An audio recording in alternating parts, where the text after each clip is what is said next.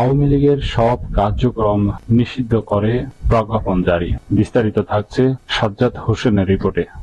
আওয়ামী লীগের সব ধরনের রাজনৈতিক কার্যক্রম নিষিদ্ধ করে প্রজ্ঞাপন জারি করা হয়েছে বলে জানিয়েছেন স্বরাষ্ট্র উপদেষ্টা জাহাঙ্গীর আলম চৌধুরী।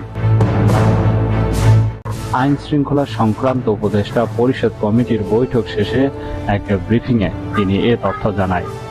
স্বরাষ্ট্র উপদেষ্টা বলেন, রাজনৈতিক সংগঠন হিসাবে আওয়ামী লীগের সব ধরনের কার্যক্রম নিষিদ্ধ করে প্রজ্ঞাপন এরই মধ্যে হয়ে গেছে। এর আগে শনিবার 10 মে অন্তর্বর্তী সরকারের উপদেষ্টা পরিষদের বৈঠকে বিচার শেষ না হওয়া পর্যন্ত আওয়ামী লীগের যাবতীয় কার্যক্রম নিষিদ্ধ করার সিদ্ধান্ত হয়েছে বলে জানান আইন উপদেষ্টা আসিফ নজরুল।